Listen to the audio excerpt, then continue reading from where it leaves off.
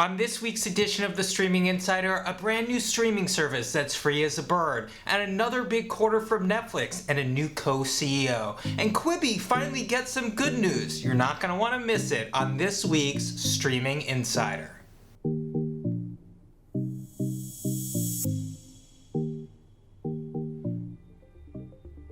What's up, streamers? It's Jason from The Streamable, and every week we give you a breakdown of the biggest news in streaming. And this week there's no story bigger than the launch of NBC Universal's Peacock. So there's 3 tiers to the service: a free tier, Peacock Premium with ads for $4.99 a month, and Peacock Premium Plus for $9.99 without. So what's the difference between the free tier and Peacock Premium?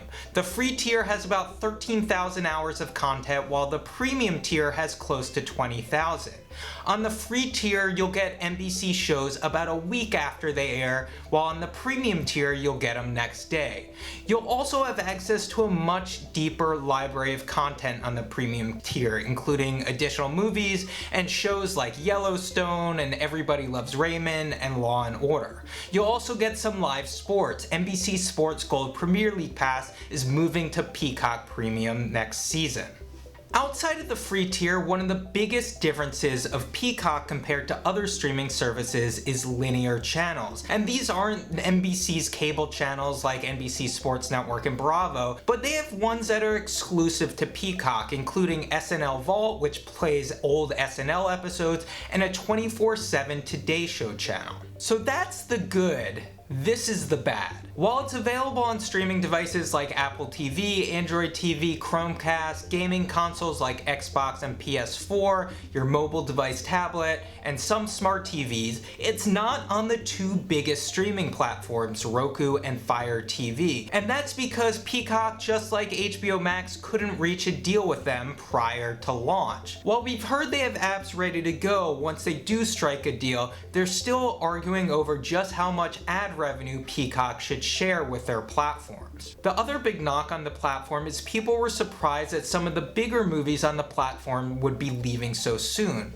Outside of the complaints around devices, people are pretty happy with Peacock on Twitter. People really like the lean-back experience of linear channels, and people are thankful that there's finally a new streaming service that doesn't cost them anything.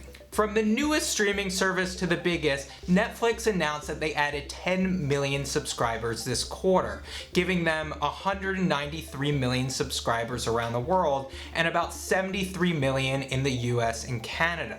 Despite the fact all these other streaming services keep launching, Netflix keeps growing. In fact, they've added almost as many subscribers in the first half of this year as they had in all of last year. But that wasn't the biggest news from Netflix. Netflix announced a new co-CEO in Ted Sarandos, their chief content officer. And part of the reason for the promotion is how important original content with Sarandos leads will be for Netflix going forward. In fact, just yesterday, Netflix announced their biggest movie, which was recently launched, Extraction, had 99 million viewers in the first 28 days of its release.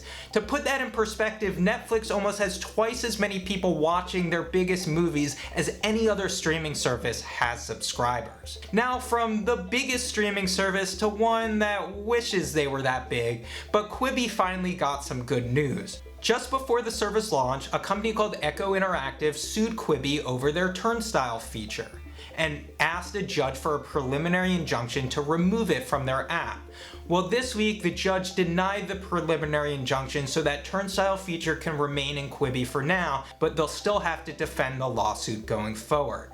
And our final story of the week, the COVID-19 pandemic has required content companies to get creative, and one of the ways they've done it is added more animated content. And Disney Plus just announced a new animated Star Wars series coming in 2021 called The Bad Batch, which is based on the Clone Wars series, which just wrapped up.